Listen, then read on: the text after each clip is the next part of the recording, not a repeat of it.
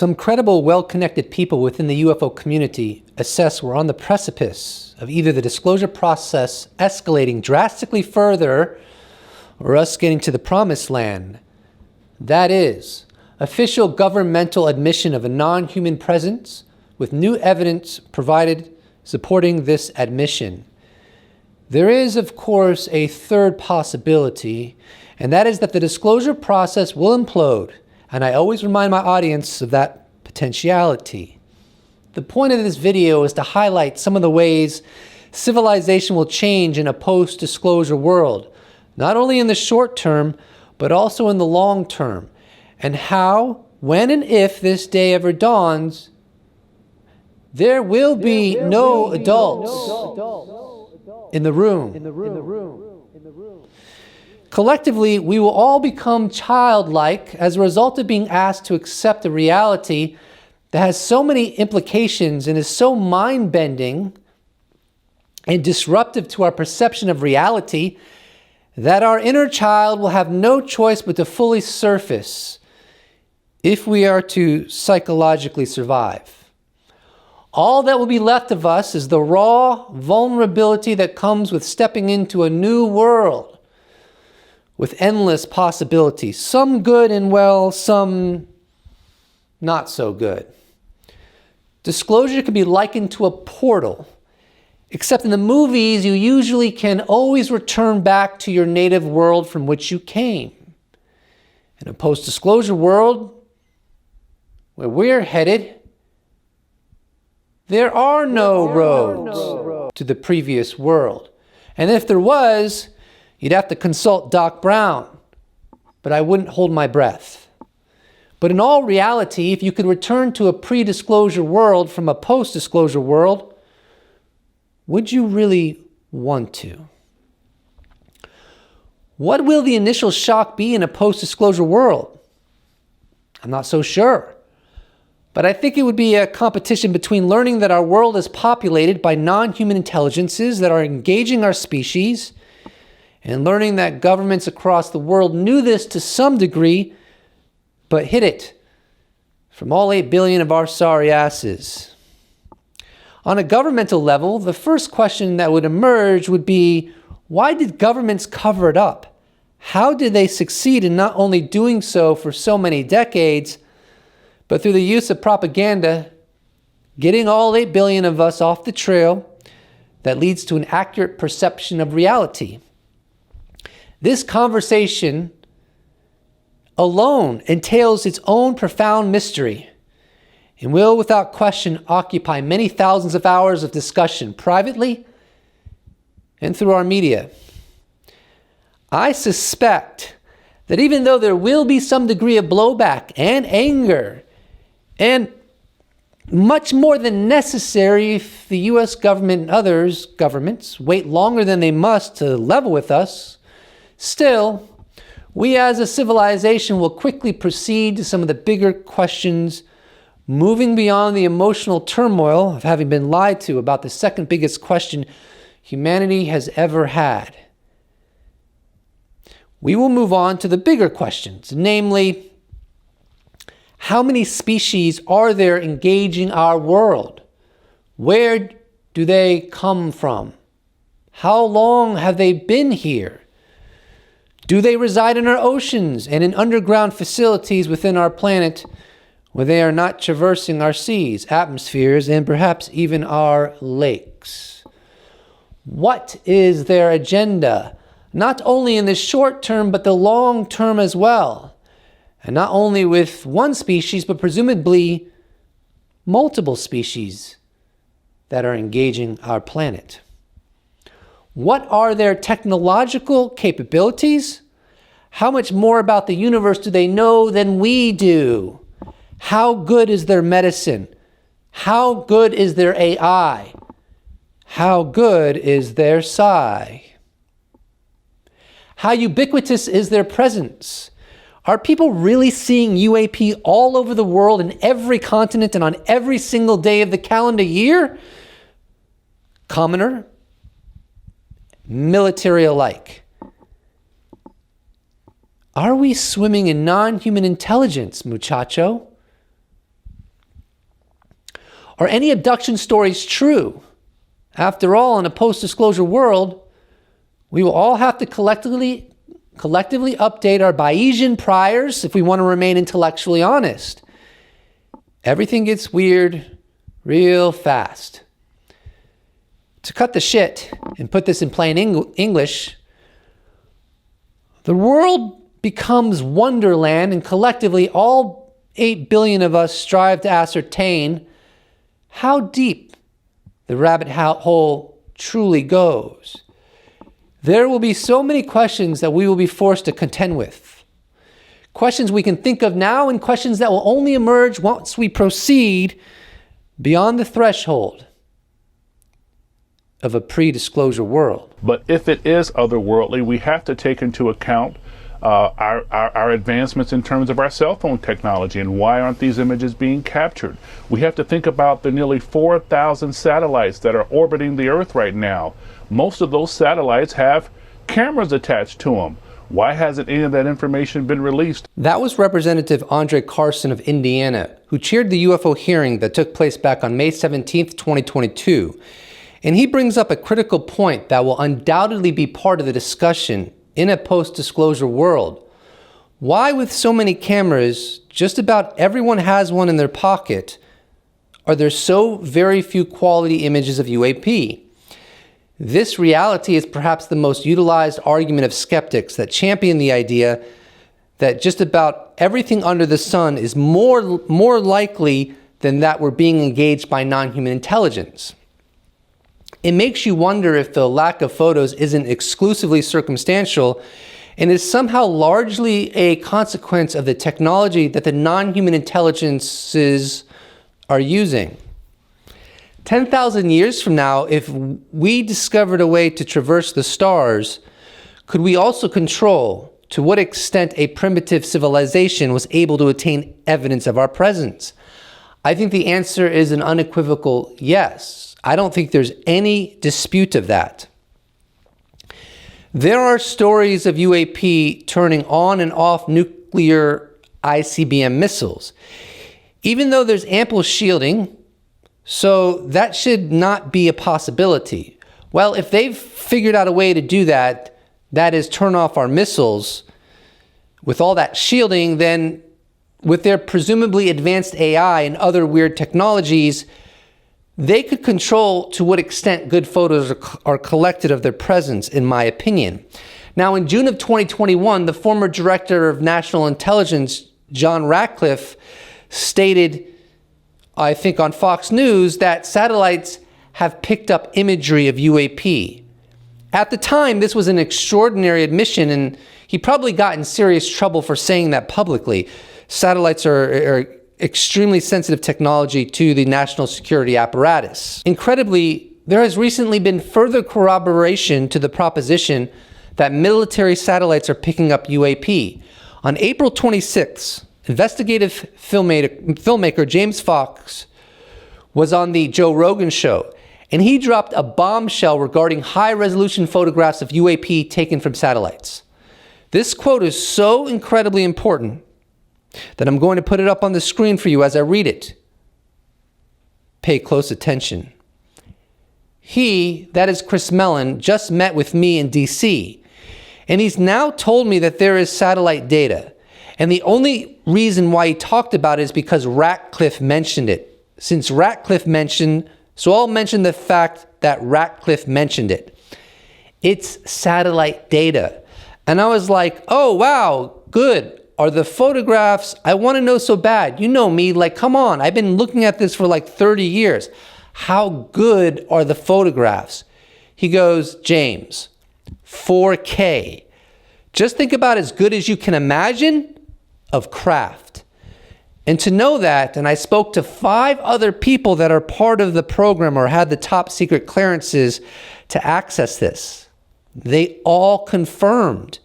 And it's like they're just on the other side of that curtain. Could someone just get those out here, please? So, if this is true, that is completely unambiguous imagery of unknown technologies are being captured by military intelligence gathering satellites, This means that the UFO cover-up is incredibly egregious, as the level of data they have in their possession is far superior than what they've let on. And this begs the question, if there are so few quality UAP images within the public domain, why is the military able to collect much better evidence of UAP than what the public domain is able to collect? Well, we can only speculate. It could be because the military's sensors are so much better than what's in the public domain, or that UAP, for whatever reason, allow themselves to be forensically documented by the military, but much less so by the public for reasons we can only speculate. Or it could be a combination of the two. But the point I want to drive home is that in a post-disclosure world, there is no ignoring the proposition of manipulation. That is intentional influence of our civilization by much higher intelligences.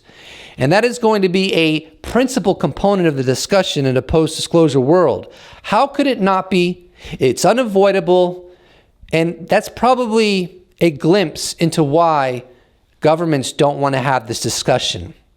Because there's no way that it starts and ends with merely machines traversing our biosphere. We will have to contend with the proposition that we are much lower on the totem pole, on the food chain as they are, and in many respects are at their whim of influence. This is a slide that was created by ATIP, the UFO program, and the Pentagon. It sort of leaked from Chris Mellon's website back in August of 2018, and that whole situation is documented by the Mind Sublime's website. I'll leave a link in the description, but I just want to go right into the actual slide itself, and then we'll talk a little bit about it, but I'm going to read it. DoD threat scenario, ATIP subfocus areas. The science exists for an enemy of the United States to manipulate both physical and cognitive environments in order to penetrate U.S. facilities, influence decision makers, and compromise national security. Psychotronic weapons, cognitive human interference, penetration of solid surfaces, instantaneous sensor disassembly, alteration, manipulation of biological organisms, anomaly in the space-time construct, unique cognitive human interface experiences, DoD advantages. DoD has been involved in similar experiments in the past. DoD has relationships with renowned subject matter experts.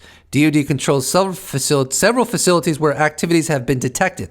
What was considered phenomena is now quantum physics. I assess that slide is at least partially alluding to non-human intelligence. And it's interesting that it said, create cognitive environments that can influence decision makers. The idea being that heads of states could be influenced by exotic technologies, potentially technologies that non-human intelligences have at their possession. And that's highly plausible. There's a quote by Arthur C. Clarke that goes, "Any sufficiently advanced technology is indistinguishable from magic." And indeed, if we do get disclosure, part of the discussion is going to be, well, what kind of technologies do these intelligences have?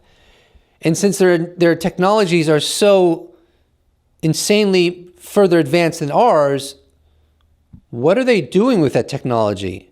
How are they harnessing that technology? And to what extent, if any, are they intentionally manipulating and influencing our civilization?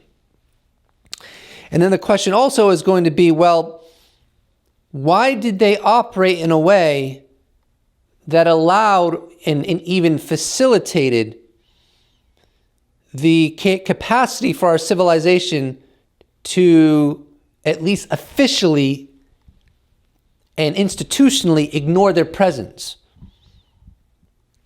And once you open that can of worms that we're not alone, but far beyond that, we've been engaged, and these craft are all over the place, and yet they operate covertly in many respects. That's huge. You can't separate the fact that they operate so covertly They operate in such a clandestine way, if you will, presumably purposely, but yet not well enough to completely camouflage their presence from the zeitgeist. Certainly not from the military that presumably has smoking gun evidence of this presence. So it's a very complicated, bizarre scenario at the end of the day. And it's what's going to be broached in a post-disclosure world. There's so many layers to this conversation. And there's even the question of, okay, well, once we start having this conversation, are we going to attempt to make contact in various ways? Are organizations going to prop up that are going to try to make contact, and what's going to be the result of that? I mean, you can understand why governments, if indeed, and I could always be wrong, but I don't think I am, if indeed they know that this presence is here, do they really want organizations trying to make contact or doing anything that could elicit a new response from the phenomena? I mean, there's endless layers of concern when it comes to the proposition that there are non-human intelligences engaging our world that are not only potentially tens of thousands, if not hundreds of thousands of years ahead of us, but then has all the technology that goes along with that. How many steps ahead of us are they always going to be? We're literally, I would argue, at their mercy, no matter how you slice it. There is no effectively contending with a civilization that is so much further beyond us, contrary to what a lot of people think. I think they think that romantically, they think it because it inspires them, but I just don't think so. You cannot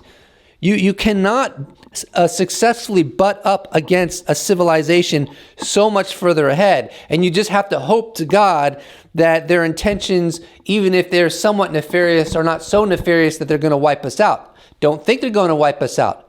But the more interesting question is, have they been manipulating us? And I would argue, of course they've been manipulating us. Of course they've been influencing us.